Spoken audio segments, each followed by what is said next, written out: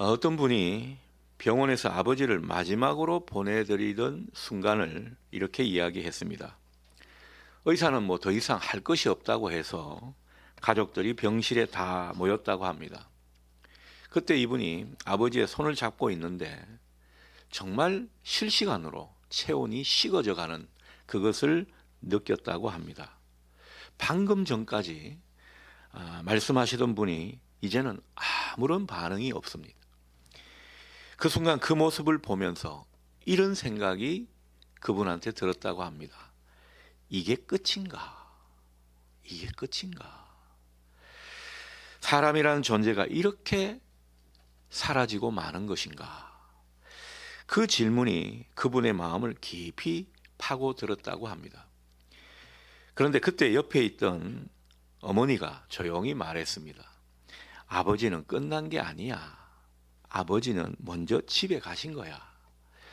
그 말을 듣는데 이분이 눈물이 막 나면서 또 한편으로는 이런 생각이 들었다고 합니다. 정말 그런가? 우리는 과연 다시 만날 수 있을까? 이런 어떤 의문 아닌 의문이 그 속에 계속 맴돌았다고 합니다. 여러분, 이 질문은 남의 이야기가 아닙니다. 오늘 저는 우리 교우들과 함께 고 김경웅 장로님 마지막 장례 예배를, 발인 예배를 함께 드리고 왔습니다.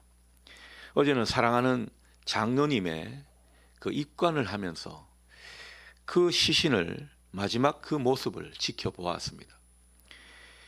근데 그 장로님의 몸을 만질 때, 이게 또 다른 때보다 하루가 더 지났잖아요. 그 몸이 싸늘한 죽음 그 자체임을 정말 느낄 수가 있었습니다. 여러분, 지난주 그 장례가 있기 며칠 전에 장로님을 병원에서 병문안했을 때 제가 몸을 만지면서 기도를 했을 때 그때만 하더라도요, 얼마나 체온이 따뜻한 느낌이었는지 모릅니다. 근데 며칠이 안 돼서 그렇게 싸늘하게 변했다라는 거죠. 적잖이 놀랐습니다. 유가족들도 그런 시신을 마주하고 만지고 하니까 감정을 주체할 수가 없었던 것입니다. 아무리 믿는 사람이라고 하더라도 그 싸늘한 죽음 앞에는 정말 놀라게 되는 충격적인 그런 마음이 들게 되는 것입니다. 그럼 여러분께 묻겠습니다. 장로님, 우리 장로님 죽음은 끝인 것인가요? 아니면 그 죽음 너머에 또 다른 모습으로 이어지는 것입니까? 여러분 어떻게 답을 하실 생각이십니까? 아마 답을 다 알고 계실 겁니다. 여러분, 우리 기독교 신앙은요, 여기에 대해서 막연하게 이야기하지 않습니다. 아리송하게 대답하지 않습니다. 분명히 말씀합니다. 무엇입니까? 죽음은 끝이 아닙니다. 새로운 영생의 시작인 것입니다. 반드시 살아나게 될 줄 믿습니다. 오늘 이 믿음이 우리에게 있기를 바랍니다. 그리고 오늘 본문은 이 말이 단순한 위로나 희망이 아니라 정말 부활이 실제라는 사실을 우리에게 똑똑히 보여주는 그런 이야기가 되겠습니다.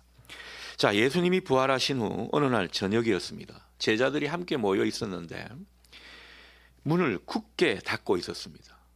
철통 보안을 했죠. 이렇게 한 것은 부활의 소식을 들었음에도 불구하고 유대인들이, 그 살기 어린 유대인들이 기독교인들을 위협했기 때문에 이들이 두려움에 사로잡혀 있었던 것입니다. 자, 그런데 그때 부활의 주님이 그들 가운데 찾아오셨습니다. 그리고 그들에게 인사를 건넵니다. 36절이죠. 너희에게 평강이 있을지어다. 주님이 제일 먼저 찾아오셔서 하신 인사는 평강이었습니다. 평강을 전하는 그 말씀이었습니다.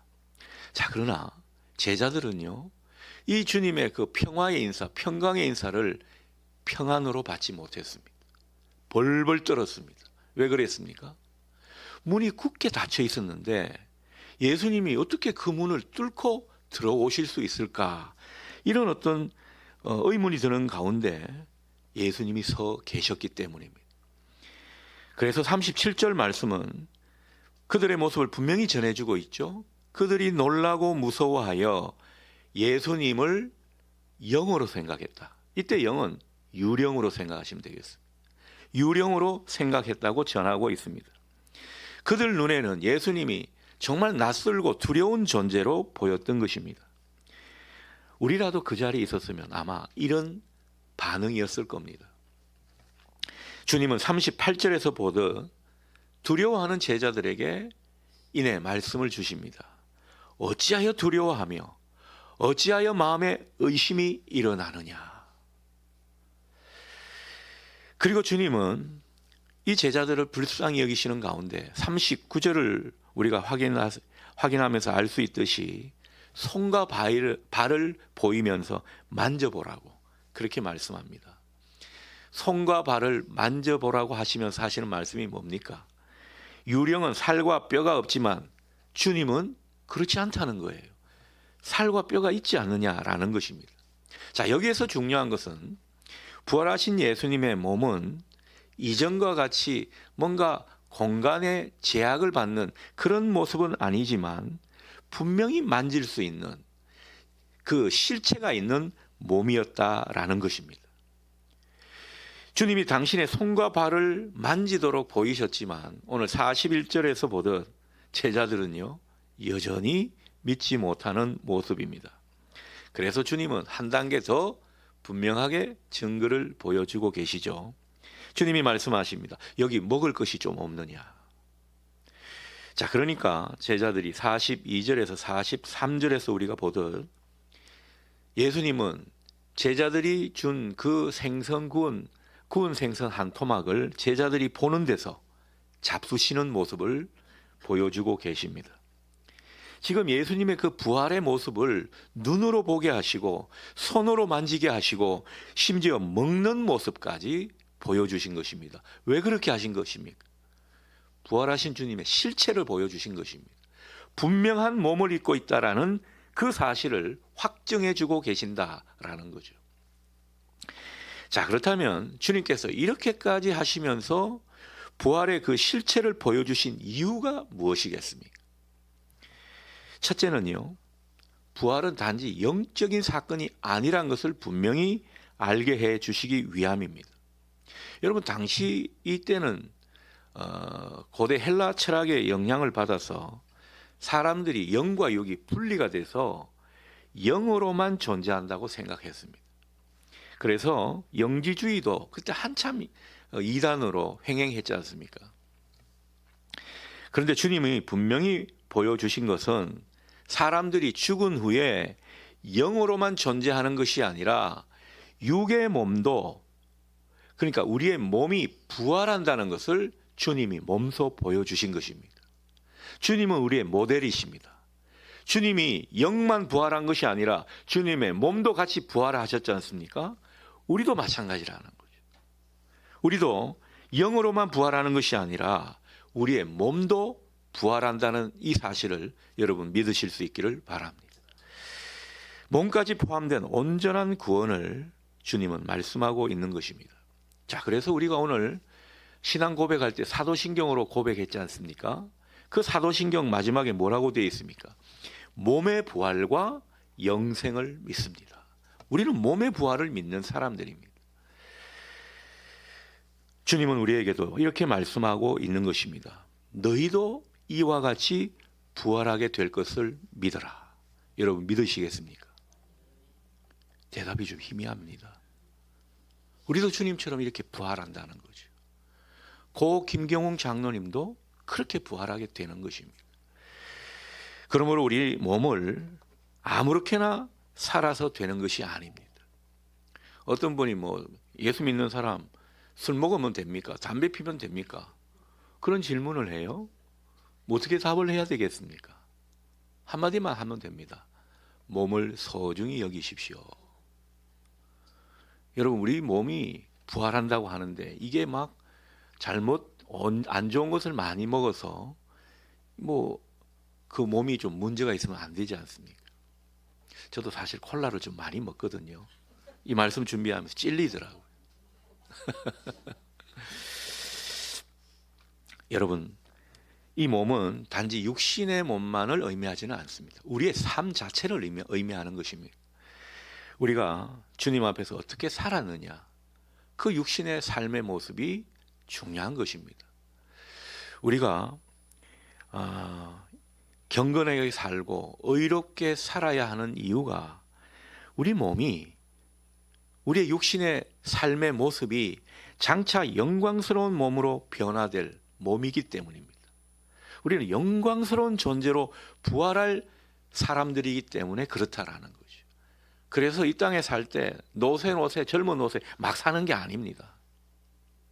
보다 정돈된 삶, 정화된 삶을 우리가 지향하는 것 필요합니다.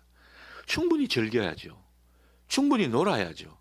그러나 그것이 경계가 있고 한계가 있고 구별됨이 있기를 소원합니다.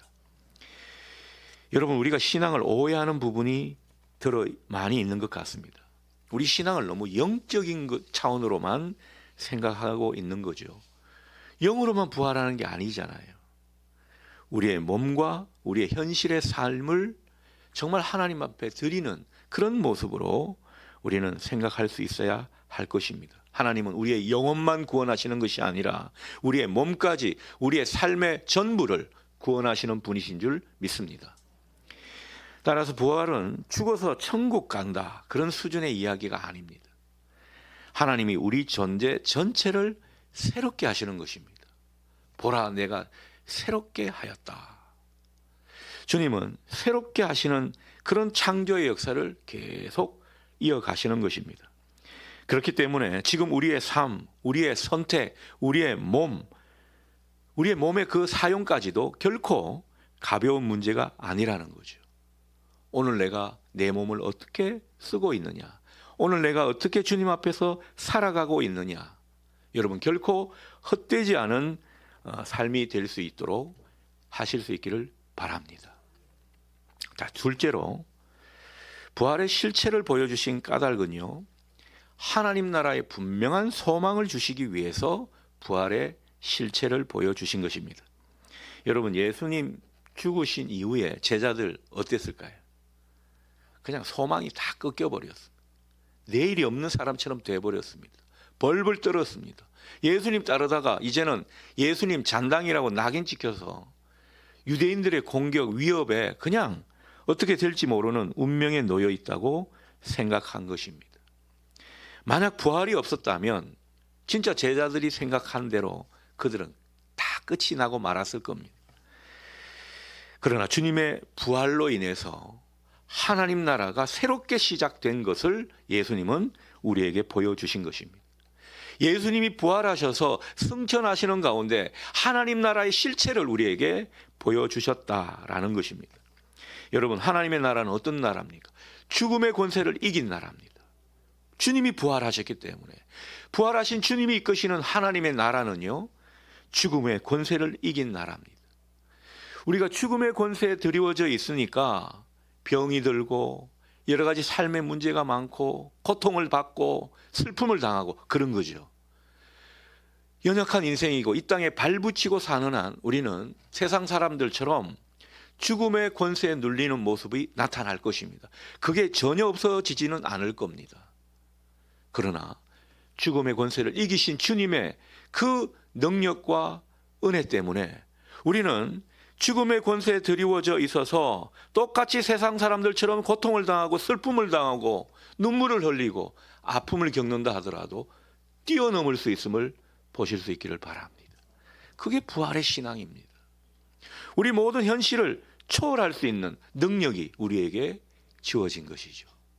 그래서 바울은 자족의 능력을 이야기하지 않습니까? 내가 일체의 비결을 배웠는데 그것은 풍부에도 처할 줄 알고 비천에도 처할 줄 알고 슬픔에도 처할 줄 알고 기쁜 일에도 처할 줄 알고 모든 일에 감사함으로 처할 줄 아는 일체의 비결을 배웠다고 바울은 당당히 고백하고 있는 것입니다. 왜 그렇습니까? 부활의 주님이 죽음의 권세를 이기셨기 때문입니다. 생명이 다스려지는 그런 나라에 이제 우리가 속하게 된 것입니다. 주님이 통치하시는 나라가 하나님의 나라입니다. 주님이 붙들어 주시고 주님이 견인해 가시고 끝까지 책임지시는 것이 하나님 나라 속한 백성들의 모습인 것입니다. 우리가 바로 그런 삶을 사는 줄 믿습니다. 우리가 이 믿음이 필요하다는 거죠. 그래서 부활을 믿는 사람은요, 단지 천국만을, 미래 천당 갈 것을 기대하고 기다리는 사람이 아닙니다. 이 땅 가운데서 영원한 천국을 바라보고 소망하는 가운데 이 땅에 이루어지는 하나님 나라를 더욱더 누리고 살아가게 되는 것입니다. 그래서 이 소망으로 주님과 함께 살아가는 사람들이 바로 그리스도인들이라고 하는 것이죠. 여러분, 이 소망이 있는 사람은 무너지지 않습니다. 상황이 좀 어렵고 현실이 척박하다고 낙심하지 않습니다. 어떤 시인은 그런 말을 하더군요. 불에 타고 남은 재가 기름이 된다. 여러분, 불에 타서 아무것도 없는 재밖에 남는 것이 없는데 그 재가 기름이 된다고 믿는 사람은 소망이 꺾이지 않을 줄 믿습니다. 낙심하지 않는 것입니다. 우리가 그런 소망을 가진 사람들인 것이죠. 이 소망을 가진 사람은요, 눈에 보이는 현실보다 더 확실한 현실을 영의 눈으로 보고 알고 있기 때문입니다. 여러분에게 이 영적인 눈이 더욱더 분명히 장착될 수 있기를 축복합니다. 어느 목사님이 병원에서 한 성도를 신방을 했다고 합니다. 이 성도는요, 오랫동안 병을 앓았습니다. 오랫동안 병치레를 하다가 이제 마지막을 준비하고 있는 그런 사람이었습니다. 자, 그런데 그분이 이런 말을 했다고 합니다. 목사님, 예전에 저는 죽는 게 너무너무 무서웠습니다. 그래서 어떻게든 더 살고 싶었습니다. 그래서 뭐 이런저런 약도 많이 먹고 병원에 어떤 처방도 많이 받고 그렇게 했다라는 것입니다. 그리고 말을 잠시 멈추더니 이내 이렇게 이어서 말했습니다. 그런데 지금은 생각이 바뀌었습니다. 이제는 주님을 만난다는 생각이 더 큽니다.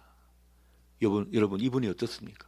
죽음을 초월한 그 모습을 지금 보여준 것입니다. 죽음 앞에 벌벌 떨지 않습니다. 하나님의 뜻을 받아들이는 그 모습이라는 거죠. 얼마나 의연한지 모릅니다. 그리고 마지막에 이렇게 덧붙여서 말합니다. 그래서 지금은 두려움보다 기대가 더 큽니다. 여러분, 세상 살아가면서 세상의 두려움보다 하나님 나라에 대한 기대가 더 커지는 여러분 되실 수 있기를 축복합니다. 우리가 바로 그런 사람이라는 거죠. 여러분, 부활신앙은 죽음을 없애버린 것이 아니라 죽음을 이기게 만드는 믿음인 줄 믿습니다. 그러므로 우리에게 중요한 것은 오늘 우리가 어떤 믿음으로 살아가느냐, 바로 그 모습일 겁니다. 성경은 말씀합니다. 우리는 육의 몸으로 심고 신령한 몸으로 다시 살아난다. 그런 말씀을 하고 계십니다. 육의 몸을 잘 심어야겠죠. 신령한 몸으로 부활하는 것을 우리는 기대하고 믿어야 할 것입니다. 우리가 지금 어떤 삶을 살고 있느냐라는 것은 장차 우리가 어떤 영광에 참여할 것인지에 직접적으로 관련된 문제입니다. 어떤 분은 말하죠. 목사님, 저에게 소원이 있습니다. 소원이 뭡니까? 그냥 대충 세상 사람들처럼 살다가 죽기 바로 전에 회개하고 천부의 의지 없어서 하면서 부활의 주인공이 되고 싶습니다. 제가 그분에게 아주 점잖게 했지만 속으로는 한 대 쥐어받고 싶은 마음이 들 정도로, 여러분, 우리의 생각일 수 있습니다. 우리도 그렇게 살고 싶을 수 있습니다.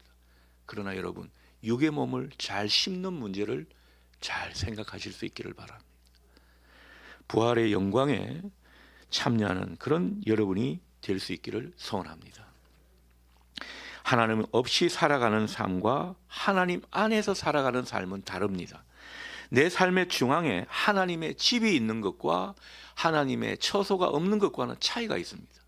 오늘도 발인 예배 때 이 요한계시록의 말씀을 나누면서 여러분, 하나님은 우리의 하나님이 되어주시고 하나님이 친히 우리와 함께 해주시는데 그 모습에는요, 우리 삶 중앙에 뭐가 있다고요? 하나님의 장막이 있다고. 하나님의 집이 있다라는 사실 여러분 보실 수 있기를 바랍니다. 내 삶의 중심에 하나님의 집이 있고 그 집에서 하나님은 우리와 함께 사시고 있다는 생각을 하시면서 사는 것과 그렇지 않은 삶은 차이가 난다라는 거죠. 또한 형식적인 신앙과 부활의 능력을 믿고 살아가는 신앙의 모습은 차원이 다를 줄로 믿습니다. 그러므로 우리는 우리의 몸으로 하나님께 영광을 돌리는, 우리 삶의 모습으로 하나님께 기쁨이 되어드리는 그런 인생이 되기를 바랍니다. 우리 몸은, 우리 현실의 모든 삶의 모습은 장차 영광의 몸으로 변화될 것이기 때문에 그렇게 말씀을 드리는 것입니다.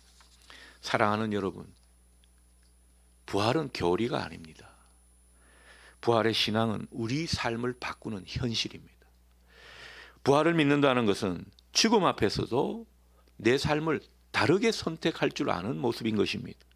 두려움이 아니라 믿음을 선택하고, 절망이 아니라 소망을 선택하고, 자기 중심적인 모습이 아니라 하나님 중심을 선택하는 이것이 부활 신앙인 것입니다. 기억하십시오. 주님은 정말 살아계십니다. 우리 따라 해보겠습니다. 주님은 정말 살아계십니다. 우리가 이걸 잊고 살 때가 많이 있습니다. 주님은 우리가 하나님이 내려주신 그 하나님의 처소에 주님을 우리가 의식하고 사는 한 언제나 우리 삶을 인도해 주실 줄 믿습니다. 그 주님이 살아계셔서 역사하시는 것입니다. 우리 삶을 인도해 가시는 거죠. 그분을 믿는 우리도 그분과 함께 영광의 부활에 참여하도록 이끌어 가시는 것입니다. 또한 부활의 소망을 붙드는 사람에게 하나님의 나라는 이미 시작된 현실로 주어진 것입니다. 그러니 여러분, 하나님 나라를 누리십시오. 여러분의 삶에서 하나님 나라를 누리실 수 있기를 축복합니다. 하나님 나라는 뭐라고요?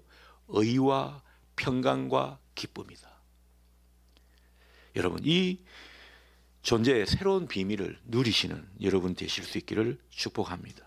그러니 우리는 보이는 것이 전부가 아닌 사람들입니다.